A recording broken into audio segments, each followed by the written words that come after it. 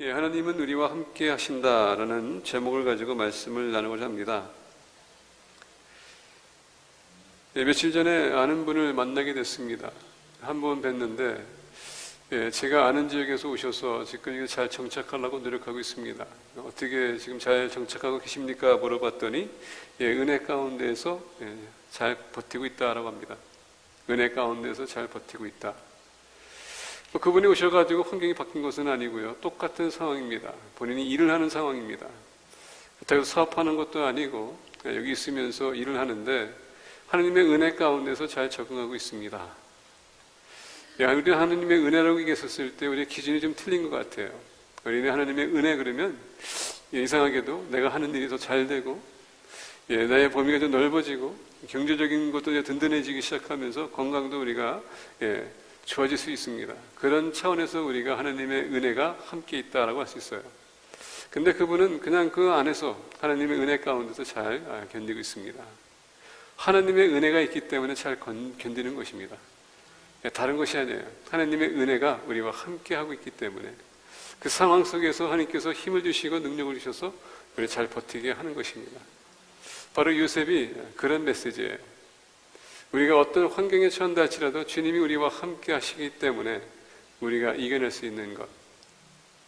우리 모두가 어떤 상황에 처한다 할지라도 경제적인 면이든 가정의 문제든 사업이든 어떤 상황이든 하나님이 우리와 함께 하신다는 것을 우리가 기억한다면 그 어려움 우리는 무사히 통과할 수 있습니다.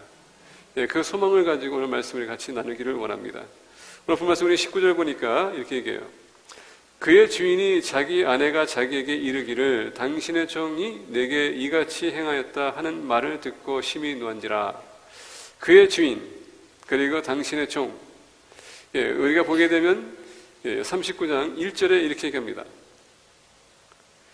요셉이 이끌려 애굽에 내려가매 바로의 신하 친위대장 애굽 사람 보디발이 그를 그리로 데려간 이스마엘 사람의 손에서 요셉을 사니라. 우리는 요셉의 스토리에 대해서 너무 잘 알아요. 형들의 미움을 샀고 죽임당할 뻔했는데 불쌍히 여겨서 노예로 팔아서 애굽에 가서 노예로 팔리는 모습 보고 그리고 보디발이 그를 사서 노예로 삼는 모습을 볼 수가 있습니다. 어떤 면에서 보게 되면 요셉 가정에게 버림받고 배신당하고 친족에게 버림받고 배신당하는 모습 볼 수가 있어요. 알다시피 아브라함은 아들이 둘이 있었습니다. 알다시피 이삭과 이스마엘입니다. 보니까 야곱은 이삭의 아들이에요. 그리고 우리가 38장 보게 되면 이스마엘 상인들이 지나가는데 이스마엘도 마찬가지로 아브라함의 큰아들이거든요. 상인들은 누굽니까? 후손이라는 얘기입니다. 똑같은 친족이에요. 그럼에도 불구하고 서로가 배신하는 모습들을 볼 수가 있습니다. 요셉은 그 경쟁 속에서 시기 질투 속에서 피해를 입은 사람입니다. 우리가 알다시피 요셉은 꿈이 있는 사람이었습니다. 여러분 꿈을 보게 되면 두 가지 꿈이 있습니다. 잠을 자다가 꾸는 꿈이 있고요. 깨게 되면 다 사라지는 꿈이 있는 반면에 미래로 향한 꿈이 있습니다. 현대말은 비전이라고 하죠. 그 비전은 내가 계획을 세우고 계속 이렇게 추진해 나가는 비전. 근데 만약에 꿈이 세 가지가 있다, 세 번째가 있다면은 하나님의 비전이 있습니다. 예수 그리스도 안에서 내가 예수님 만나고 주님이 나를 향한 하나님의 계획, 그 나를 통해서 성취하기 원한다는 얘기입니다. 그게 바로 하나님의 비전이에요. 요셉은 하나님의 비전을 가진 사람입니다. 그래서 형들이 어떻게 합니까? 꿈꾸는 자가 오고 있구나. 항상 사람들이 볼 때에 비전 있는 사람으로 봐야 된다는 얘기입니다. 비전 없이 목적 없이 살아가는 것이 아니라 주님 안에서는 우리가 뚜렷한 목적을 가지고 살아가야 된다는 얘기예요. 주님이 사람을 창조하신 이유는 뭡니까? 통하여서 영광을 받기 위해서. 주님이 승천하시기 위해서 우리에게 주신 비전이 뭡니까? 지상명령 감당하는 것. 우리가 성령을 주신 이유도 목적도 바로 그것입니다. 오로지 주님에게 영광 돌리기 위해서 우리가 지상명령 감당하는 것. 여러분과 제가 여기 있는 것, 내가 사업하는 것, 직장생활의 모든 것, 그 와중에서 그 환경을 통해서 우리가 빛과 소금의 역할을 하기 원하신다는 얘기예요. 참 중요합니다. 비전 있는 사람이 오는데 형들이 봅니다. 되게 시기 질투가 많았어요. 알다시피 요셉은 벤저민이 태어나기 전에 막내였었습니다. 부모님의 사랑은 독차지했어요. 항상 다른 형제들보다 그런 관심을 받던 아들이고요. 다른 형들한테 뭐 이렇게 선물 준다 할지라도 요셉에게는 더 좋은 것을 줬다는 것을 알 수 있습니다. 그러다 보니까 형들이 시기질투했었어요. 우리 가정마다 여러분 똑같이 사랑하지 않으면 항상 그런 아이가 소외를 당하거나 내가 사랑 못 받는구나 이렇게 생각한다면 가정에 불화를 일으킬 수 있다는 얘기입니다. 우리 부모님의 역할이 참 중요해요.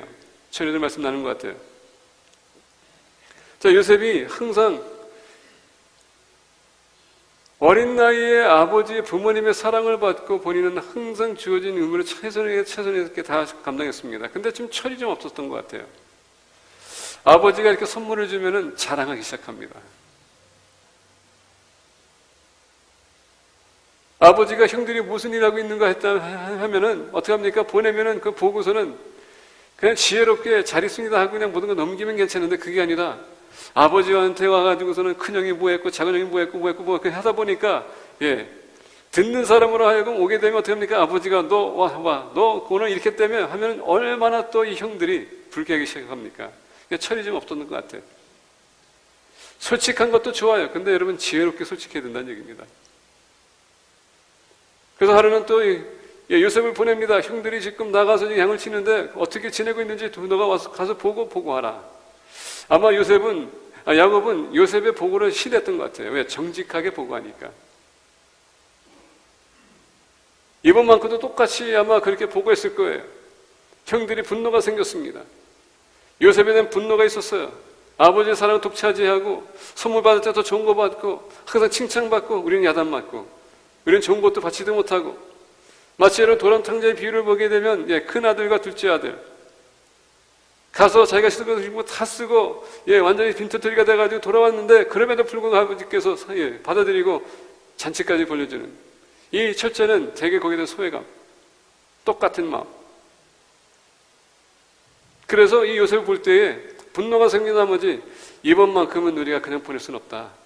저 꿈꾸는 자 정말 꿈꾸는 자로 만들자. 영원히 꿈꿀 수 있도록 죽이기로 결정하지 않습니까? 요셉은요 그냥 기쁜 마음 즐거운 마음으로 왔을 거예요. 지금 형들이 무슨 계획을 세우고 있는지도 모르면서. 오늘 여러분 우리가 꿈꾸는 자 비전 있는 사람은 우리 주변에 있는 사람들의 질투의 대상이라는 얘기입니다. 그렇게 해서는 안 되는데 질투의 대상이 될 수 있어요. 그리고 나중에 이제 계획하는 나머지 나중에 죽이면 안 되겠지. 그래서 어떻게 합니까? 얘를 팔아서라도 우리가 유익을 얻자. 돈이라도 조금 얻자. 그래서 죽이진 않고 어떻게 합니까? 팔습니다. 여기서 우리가 배워야 될 것은 뭐냐? 사람이 우리 미워할 때에 왜 미워하는가? 우리의 잘못된 행동이 될 수도 있고요. 하나님의 비전 때문에 그럴 수도 있습니다. 정직하게 살라고 하면 사람들이 이걸 미워합니다. 왜? 세상이 그걸 요구를 하지, 그걸 받아들일 수 없기 때문에. 근데 중요한 건 뭐냐면 어떤 계획을 세웠던 마치 요셉이 희생이 돼서 유익이 된 것처럼 우리는 그 환경 속에서도 유익한 사람이 되야 된다는 얘기예요. 안 좋은 미도로 지금 팔라고 하지만 그럼에도 불구하고 요셉은 어떻게 합니까? 그냥 당해요. 어떻게 형들을 정할 수 있겠습니까? 말씀드린 그 이스마엘 상인들이 지나갑니다. 그들은 길리앗에서 애굽으로 가고 있었어요. 길리앗이라는 동네는 어떤 동네입니까? 거기는 약품이 나오던 동네였었습니다. 그 약품을 가지고 지금 어디 갑니까? 애굽에 가서 그때 당시 애굽은 풍년이 있었던 때예요. 그것을 어떻게 합니까? 돈을 벌어서든지 아니면 있는 것을 가지고 팔아서 아니면 그들이 교환합니다. 먹을 것. 그래서 다시 가져올 때였었습니다. 근데 가다가 보니까 이런 시츄에이션을 봅니다. 그래서는 요셉을 어떻게 합니까? 그들이 돈을 주고서는 노예로 삼습니다. 아마 요셉은 정말 어처구니 없을 거예요. 형들한테도 당하는데 친족까지 지금 노예로 산다는 것. 이거는 있을 수가 없는 상황이지만 사람이 하나님의 기준을 벗어나게 되면 무슨 일이든 가능하다는 얘기입니다. 그리고 거기에 대해서 죄의식이라는 건 없어요. 죄책감이 없습니다. 그러면서 애굽에 갑니다. 제가 애굽에 갔더니 오늘 우리가 창세기 39장 보니까 요셉이 이끌려 애굽에 내려가며 바로의 신하 친위 대장 애굽 사람 보디발이 그를 그리로 데려간 이스마엘 사람의 손에서 요셉을 사니라. 이때 당시에는 노예를 판매하는 것은 지극히 당연했던 것입니다. 그래서 만약에 이 노예를 샀다면은 노예를 팔기 위해서 노예를 파는 시장이 있었어요. 마치 우리가 여러분 페이필드 우리 다운타운에 가게 되면 그 뜰썩거리는데 거기도 노예 파는 것처럼 사바나 가니까 거기도 마찬가지로 노예 파던 도시고요. 찰스턴 갔더니 거기도 또 노예 시장이 있더라고요. 그 노예 서지 시장을 보니까 항상 그 조수들이 새선을 묶어가지고 묶어놓는 그런 장면들이 있습니다. 거기다 걸어놓고선 사람들이 지나가면서 뭘 보겠습니까? 스펙을 보는 거예요. 건강한지, 키가 있는지, 힘이 있는지 그걸 보는 겁니다. 세상 사람들이 여러분 스펙을 보는 것처럼 마찬가지로 요셉도 지금 그 사람들에게 스펙을 보이고 있었어요. 사람들은 사람의 기준을 가지고 그리고 그들의 기준으로 사람을 판단하기 시작한다는 얘기입니다.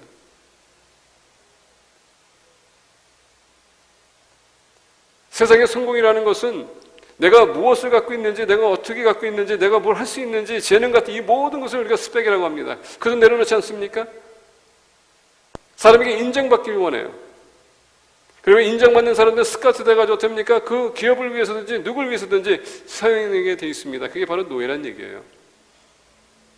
세상에 우리가 거기에 기준을 우리가 삼아서 그 기준에 우리가 빠지는 것, 그리고 우리가 거기로 살아가는 것, 그게 바로 노예란 얘기입니다. 마찬가지로 요셉도 지금 노예로 지금 자기 자신이 지금 디스플레이 되고 있어요. 근데 높은 말씀 보니까 그의 바로 보디발을 얘기합니다. 보디발이라는 이름을 보게 되면 참 재미있는 이름입니다. 보디발 그 자체가 원래 하나님을, 신을, 태양을 향한 이런 뜻을 갖고 있습니다. 종교에 대한, 애굽의 종교에 대한, 그 애굽에 있는 그 종교의 의식이 얼마나 강했으면 모든 이름이 신과 연결됐다는 겁니다. 우상과. 이 보디발이 나타납니다. 이 보디발을 보니까 신하, 바로의 신하라고 했습니다. 이 신하라는 단어를 보게 되면 어페스라는 단어를 쓰는데 이것은 뭐냐? 내시란 뜻이에요. 내시. 왜 내시가 됐을까요? 내시는요, 그 절대는 이유는 다른 게 아니라 오로지 왕에게 충성하게 하기 위해서라는 뜻을 갖고 있습니다. 보디발은 어떤 사람입니까? 바로 왕에게 충성했던 사람이에요. 근데 마침내 이 보디발이 노예 시장 지나가다가 발견한 게 누굽니까? 바로 요셉이에요. 그리고 요셉을 노예로 삼기로 삽니다. 자, 생각해 보세요. 바로의 신하가 지금 요셉을 봤었을 때, 바로의 그 보디발이 그 요셉을 봤었을 때, 노예를 봤지만은 그에게 뭔가가 지금 풍기고 있었다는 얘기입니다. 외모뿐만 아니라 봤었을 때 이 사람은 여러 사람들을 봤기 때문에 사람을 볼 줄 알았다는 얘기죠. 그래서 요셉을 영입했습니다. 아니가 다른가 요셉을 영입했더니 일을 하는데 충성합니다. 통화에서 하나님이 그와 함께 있다는 것을 본인이 알 수 있어요. 그리고 하나님께서 그를 통해서 보디발을 축복하는 것을 볼 수가 있습니다. 그랬더니 자기의 모든 것을 맡기면서 요셉아 너가 관리하라. 단 내 아내만 타치하지 말라.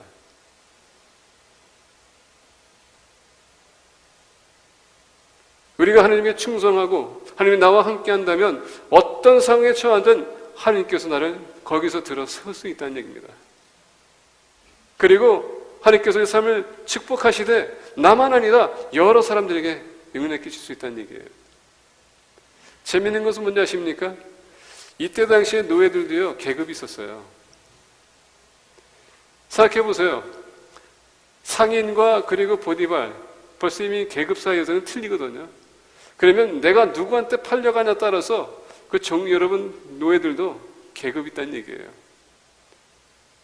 지금 종의 모습으로 지금 계속 여러분 그 천하의 낮은 모습이 있었지만은 그럼에도 불구하고 보디발의 노예가 됐다는 얘기예요. 그러면 다른 사람들이 봤었을 때, 다른 노예들이 봤었을 때, 와, 떴네.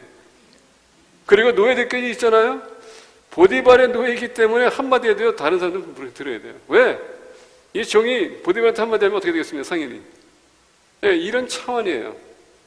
환경은 안 좋지만은 정말 본인 생각에는 정말 최악이지만 하나님은 그 환경을 통해서 어떻게 합니까? 생각을 바꾸게 한다는 얘기입니다. It's not too bad. 노예 입장에서 보디발의 노예가 됐다는 것, 그건 짱이라는 얘기예요. 아마 그때 당시에, 지금도 마찬가지인 것 같아요. 내가 어느 기업에 들어가는 것 따라서 틀리지 않습니까? 마찬가지로 우리가 어느 교회를 가면 또 그 스트레스가 또 틀리는 것 같아요. 한국에 여러분 대형 교회나 작은 교회 가다 거기 보게 되면 나는 어느 교회 가는데 이상하게 작은 교회 들어간다 그러면요 그냥 위축되는 그런 상황. 이상하게 우리가 거기에 노예가 되는 것 같아요. 그게 그렇게 중요한 게 아닌데. 중요한 거는 뭐냐? 그런 상황에서 내가 어떤 자세를, 어떤 믿음을 갖는 게 더 중요하다는 얘기예요. 그래서 우리가 본 말씀 보게 되면, 앞에 보게 되면 보디발의 집에서 그렇게 충성합니다.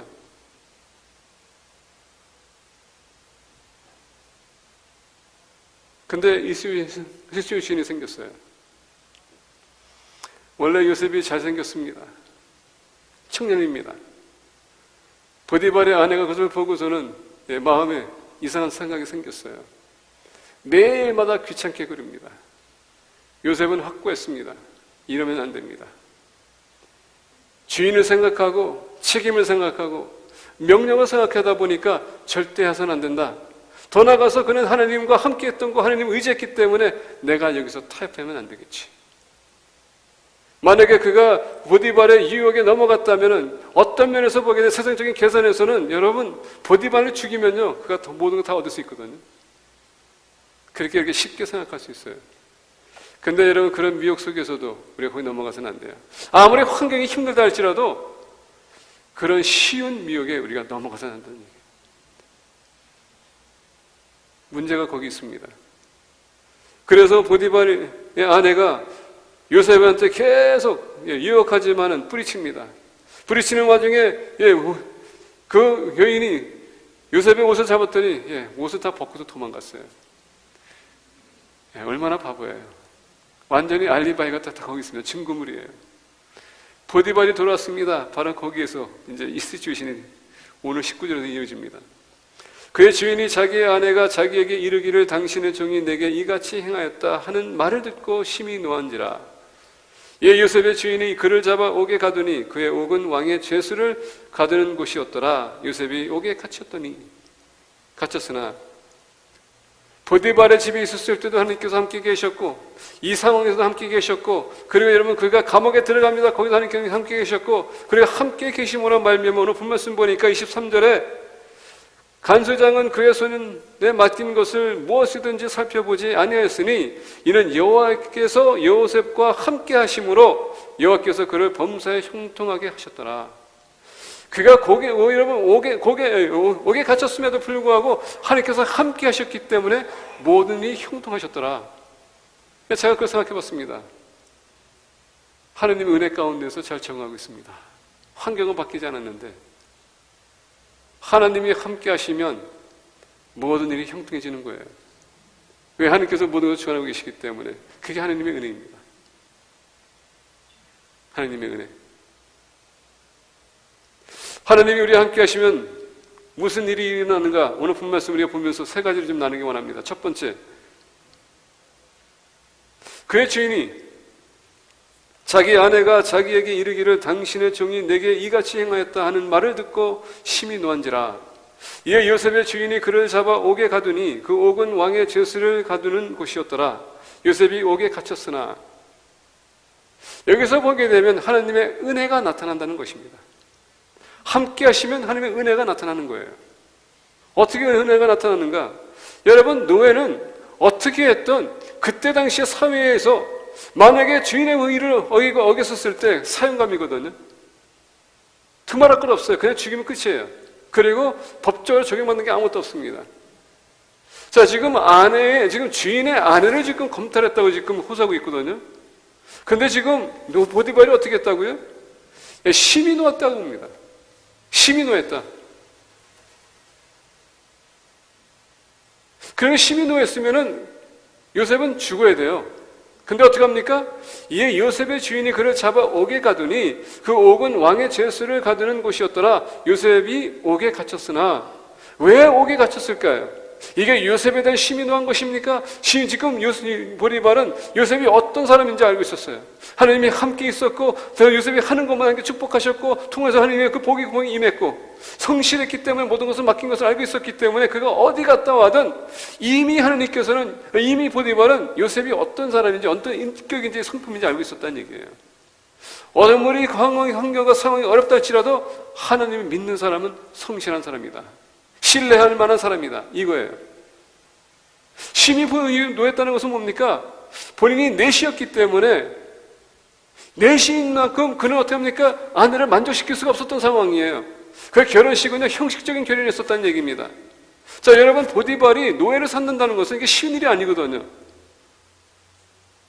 왜냐하면 왕을 섬기는 사람이었었기 때문에 아무나 그가 노예를 삼을 수 없어요. 근데 이 시츄에이션이 한 번 그랬을까? 여러 번 그랬을 거란 얘기예요. 근데 이번만큼도 이 성실한 사람에게 지금 아내가 이렇게까지 이역한 나머지 이 젊은 청년에게 이런 위기가 왔다는 것은 본인은 그 아내에 대한 분이 심히 분노했다는 얘기예요. 언제까지 당신의 만족이 채워질 거냐? 이게 여러분 큰 이슈예요. 내 만족이 채워지지 않으면 이상하게도 거기로 분노가 생기게 되면 나가 아닌 다른 사람을 헐뜯하게 하고 아프게 한다는 얘기입니다. 그게 사회예요. 내 욕심을 만족 채우지 않는 한 나는 누군가를 보복해야 된다는 그런 마음이 있다는 얘기입니다. 근데 그 보복하는 마음이 누굽니까? 내 옆에 가장 있는 사람, 가까이 있는 사람. 우리 믿는 사람들은 하나님께서 여러분 어떤 환경에 줄 때에 성실하게 충성하라는 차원에서 우리를 주신 겁니다. 여러분, 우리가 사회에 나가서 무엇을 할 때 직장 생활하든 사업을 하든 정직한 마음을 가져야 돼요. 사람들 속여서는 안 된다는 얘기입니다. 신임을 얻어야 된다는 얘기예요. 어떤 환경에 할지라도 우리는 우리 자신을 지켜야 된다는 얘기입니다. 요셉은 그렇게 하기 원했어요. 근데 보디발의 아내는 그것을 참지 못했던 거예요. 내가 미혹하게 되면 넘어오겠지. 근데 거기에 움직이지 않습니다.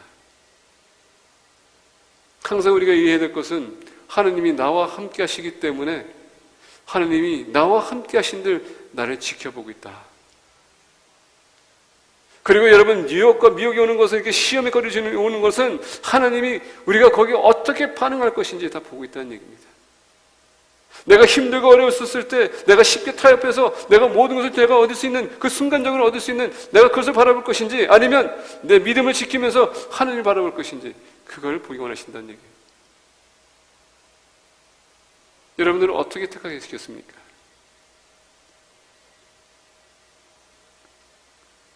한 번에 그냥 당첨돼서 복권 터지는 것처럼 쉽게 사회에서 요구하는 것, 남을 짓밟고 내가 들어서고자, 내가 등극하고자 하는 그런 모습, 내가 일어서고자 하는 그런 모습, 방법은 해보지도 않고, 누군가 다치는 것도 생각해보지 않고, 그냥 자기 만족을 채우고자 하는 그 몸, 이 보디발의 아내, 이것을 보디발이 본 겁니다.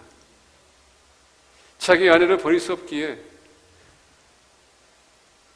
오늘 본 말씀 보니까 그렇다고 해서 요셉을 그가 죽일 수는 없고 보디발의 아내를 보호하기 위해서 감옥에 집어넣은 거예요. 아내가 선수 치기 전에 보디발은 감옥에 집어넣습니다. 그게 바로 하나님의 은혜예요. 위기의 상황에 처했었을 때에 하나님은 미리 모든 것을 준비해서 어떻게 합니까? 피신시키는 겁니다. 구해주는 거예요. 여러분이 힘들고 어려울 때에 하나님이 보고 계십니다.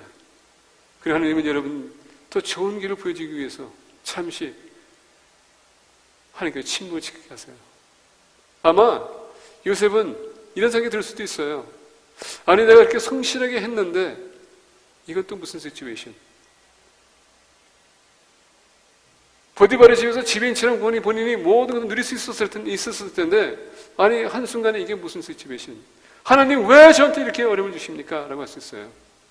근데 요셉은 하나님을 신뢰했기 때문에 이것 또한 과정이구나.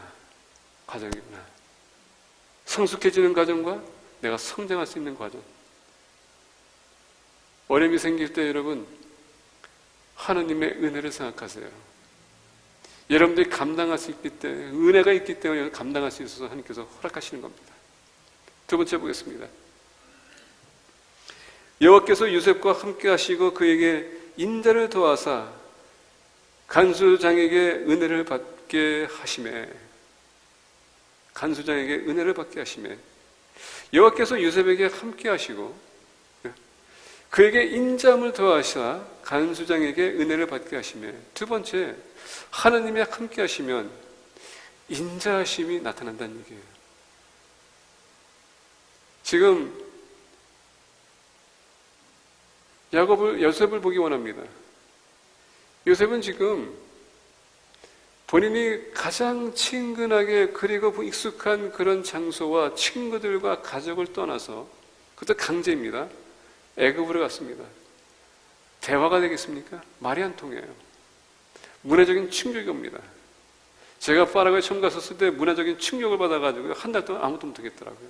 언어도 안 되고 풍습도 모르고 사람들 보면 뭐 그냥 스페니쉬 하는데 무슨 얘기인지 잘 알지도 못하겠고, 12시에 막 항상 슈퍼마켓 가가지고 물건 살라 그러면서 다 돼 있고, 그래서 나는 그렇게 생각했어요. 어떻게 매일마다 이렇게 가게를 닫는가? 이 사람들 뭐 장사 안 하는가?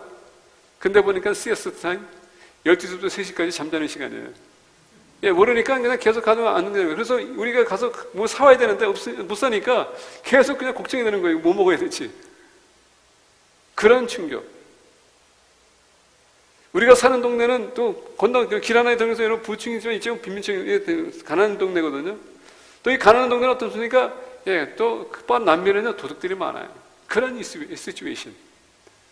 그러니까 이런 문화 충격이라는 게 사람 무능력하게 만든다는 얘기입니다. 낙심하게 하고 좌절하게 하고. 근데 오늘 본 말씀 보니까 여호와께서 요셉과 함께 하시고 그에게 인자를 더하사. 그래서 인자라는 단어는 보게 되면 loving kindness라고 합니다. kindness. 이게 바로 우리가 소위 얘기하는 히브리 단어의 헷셋 사람. 창조적이고 무에서 모든 창조하시고 모든 걸 덮어주시고 생명을 주는 그런 인자. 사람들이 자기 버렸다고 생각할 수 있습니다. 나는 홀로라고 생각할 수 있습니다. 근데 오늘 본 말씀 보니까 인자가 더하심에 간수장이가 어떻게 했다고요? 은혜를 받게 하심에. 애굽인에게 지금 은혜를 받게끔 했다는 얘기입니다. 다시 힘을 주게 하고 다시 일어서게 하고, 마치 그가 노예에 섰을 때 보디발을 만난 것처럼 오늘 본 말씀 보니까 그가 지금 이제 옥에 갇혔습니다. 근데 간수장에게 은혜 받도록 하나님께서 어떻게 합니까? 사람을 보내주세요. 얼마나 하나님은 우리의 사랑이 있으냐면 우리가 외로워할 때에 우리의 위로를 풀릴 수 있는 그 사람을 보내준다는 얘기입니다. 우리 사이에서 여러분들이 은혜를 베푸는 사람이 되길 원합니다. 내가 형이 아무리 힘들다 할지라도 나보다 더 힘든 사람이 있어요. 그 사람들에게 은혜를 베푸셔야 돼요. 그래도 이 시간에 옆에 계신 분들 보세요. 눈과 눈을 부시고 당신이 내 은혜의 대상입니다.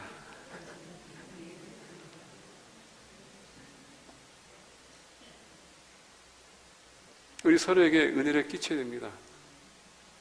여러분들이 그 은혜의 말, 사랑합니다, 감사합니다, 하나님이 당신을 복을 내리시기 원합니다, 함께 하시기 원합니다, 그 한마디가 지금 외롭고 소외당하는 사람들에겐 위로의 말 된다는 얘기예요. 그 한마디 말.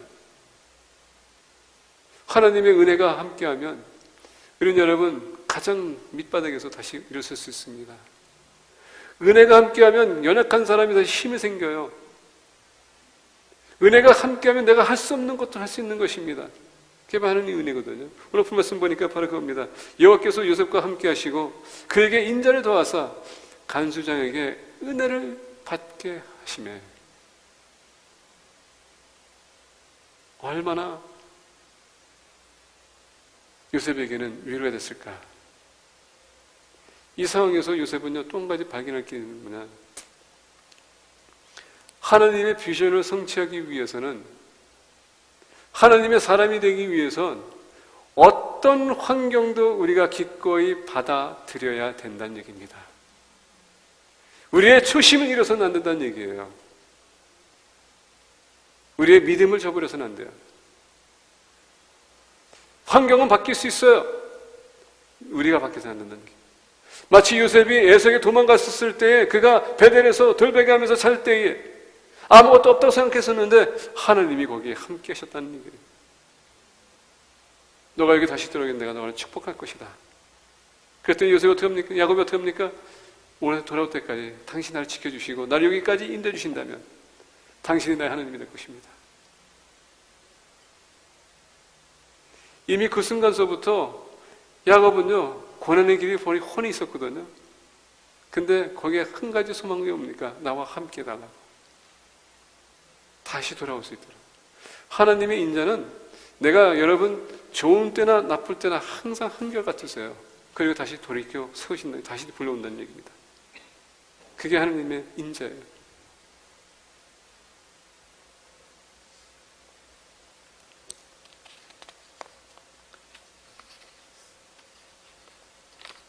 세 번째 22절 보겠습니다. 22절, 23절.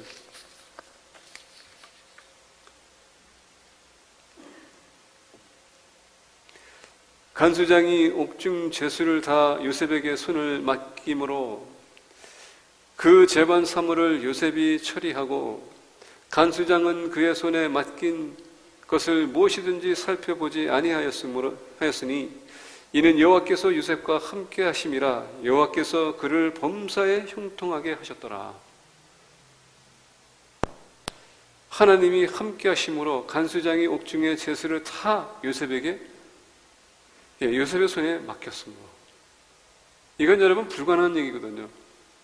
특히 애굽 사람이 지금 이 히브리 유대인에게 이렇게 은혜를 베푼다는 것은 불가능한 얘기입니다. 그것도 죄수에게. 자, 다 요셉이 어떻게 돼요? 죄수를 다 요셉의 손에 맡긴다는 것, 죄수에게 죄수를 맡긴다는 것은 참 불가능한 일이거든요. 그건 누가 해야 될 일이냐?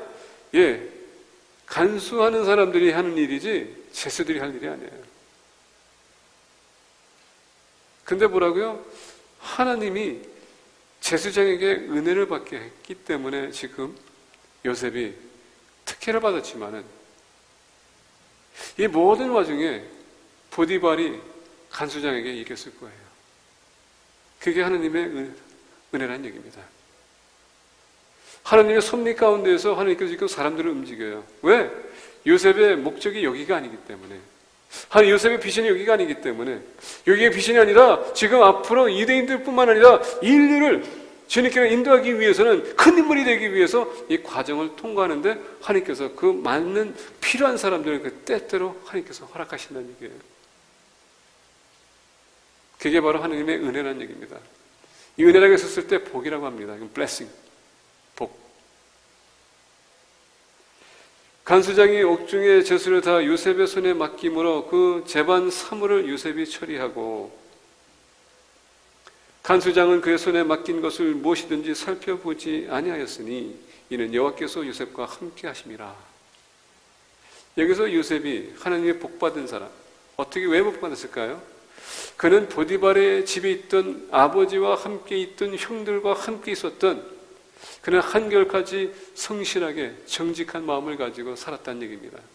그리고 지금 감옥까지 들어와서도 똑같은 마음 변하지 않았다는 얘기예요. 우리의 이 사람들의 문제는 뭐냐? 초심은 항상 있는 것 같아요. 초심이 이럴 때가 많아요. 제가 처음 교회에 예수님 영접하고 나서 한 3개월 지났는데 목사님이 저를 부르더니 열쇠를 줬어요. 교회 밴을 몰라고 합니다. 밴을 몰기 위해서는 아침에 예배 시작하기 전에 성경 공부 있기 전에 아침에 7시에 나와가지고 차를 3시간 동안 몰아야 돼요. 하와이에서 사신 분들, 특히 오아섬에서 아시는 분들은 알 겁니다. 에바비치에서 저 하와이 카이 쪽에서 이렇게 삥 돌아가지고 돌아오게 되면 엄청나게 시간 걸리거든요. 아침마다 주일에 그냥 그분들 모시고 다녔어요. 아침 일찍 나와서 그들 모시고 가니까 모미님들이 참 재밌으세요. 이제 계속 하다 보니까, 이제 익숙하다 보니까, 청년의 수가 많네 하면서 항상 나한테 봉지를 줘요. 그게 뭘까? 된장하고 고추장. 수고한다고 된장하고 고추장. 우리 어머님이 참 좋아했습니다. 된장하고 고추장 주니까. 시간이 지나다 보니까 또 교회 열쇠를 주더라고요. 교회 열쇠 준 건 뭡니까? 결론적으로 예배 이제 픽업하러 가기 전에 좀 교회 지금 정리를 하라는 얘기였었어요. 그러다 보니까 나도 모르게 토요일에 와가지고 청년들 불러가지고 청소를 했습니다. 화장실 청소하고 막 다 닦고 다 했어요.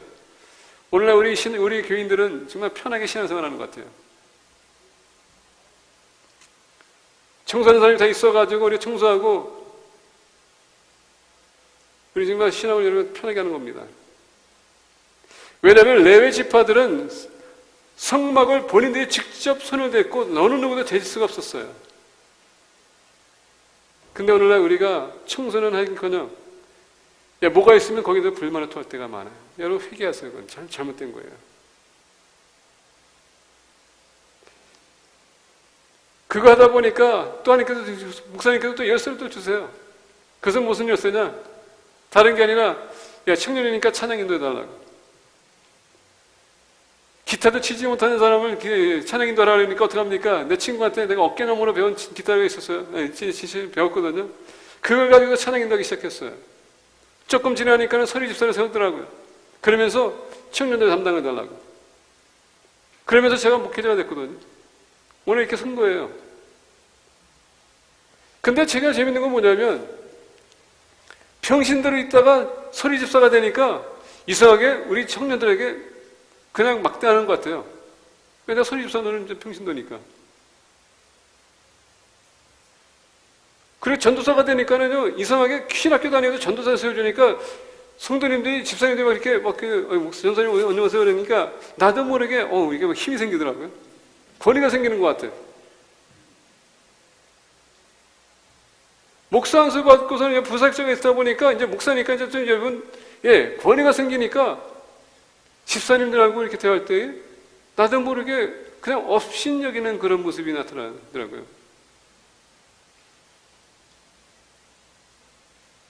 한국에 보니까 제가 어떤 목사님을 만났어요. 근데 그분이 원래 신학생에다가 전도사가 됐는데 전도사가 됐는데 그때 당시만 해도 막 이렇게 그냥 급승이 하더니 나중에 목사가 됐는데 본인보다 연세를 많은 사람들만 반말을 하더라고요.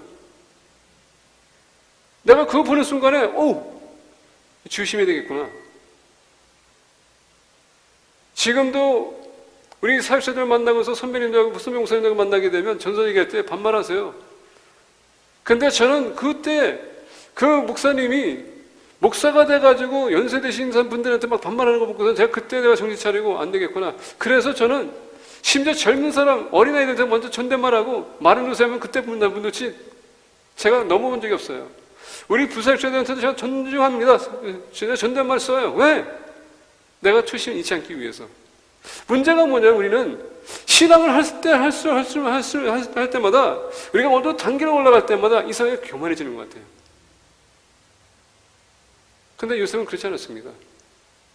그는 한결같이 어떤 상황이 있든 무엇을 하든 하나님께 주신 책임이 있었기 때문에 거기에 그는 충성했다는 얘기예요. 환경을 탓하지 않고 내 위치를 탓하지 않고 오히려 있는 상황 거기에서 그는 충성하는 모습.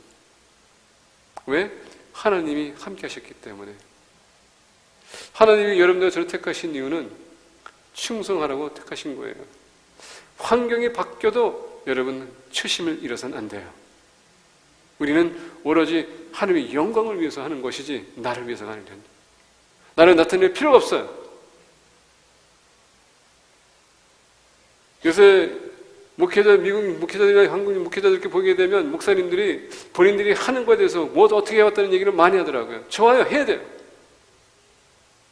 근데 여러분 어떨 때 그게 자랑이 돼요. 자기 자신이 자랑하는 겁니까? 본인도 모르게 자기 자신을 높이는 겁니다. 요셉은 그런 사람이 아니었어요. 그거 우리가 어떻게 할 수 있느냐? 형들이 그렇게 본인을 못사게 했는데 이제 총독이 되자 만났을 때 그게 아니라 하나님께서 이것을 계획하기 위해서 형들을 그렇게 사용했던 것 뿐입니다. 그게 초심 있지 않는 거예요. 당신들이 나한테 이렇게 했어? 내가 이제 누군지 알지? 울어. 할 수도 있어요. 근데 아닙니다. 같이 울었어요. 하나님의 비전 아니까. 우리가 힘들고 어려워도요, 초심이 잃어서는 안 돼요. 잘 돼서 초심이 잃어서는 안 되지만은 우리가 힘들다고 해서 초심이 잃어서는 안 된다는 얘기입니다. 하늘같이 똑같아야 돼요. 좋을 때 하나님, 나쁠 때 똑같은 하나님 우리가 섬기는 것이거든요. 그래서 똑같은 하나님께서 그 환경을 우리가 넘어설 수 있도록 모든 것을 계획하고 있다는 얘기입니다. 내가 초심을 잃게 되면 그 목적을 우리가 잃을 수 있어요. 오늘 본 말씀 보니까 간수장은 그의 손에 맡긴 것을 무엇이든지 살펴보지 아니하였으니, 얼마나 이 간수장이 요셉을 신임했으면, 신뢰했으면 무엇이든지 살펴보지 않았다.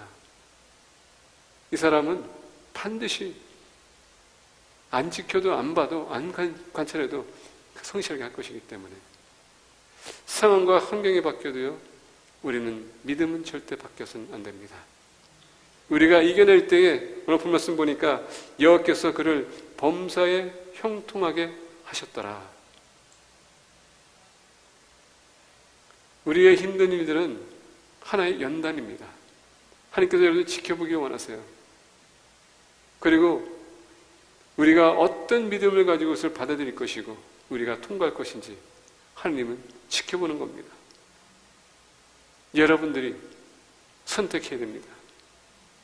내가 힘들어서 계속 컴플레인하고 계속 불만을 토할 건지, 아니면 하나님 감사합니다, 또 저를 연단시켜주기 위해서 이 과정을 주시는군요. 우리 믿음이 흔들리지 않는다면 여러분 반드시 거기에 따르는 건 뭡니까? 형통함이라는 얘기죠. 그것을 누리는 공동체들을 축복합니다. 기도하겠습니다.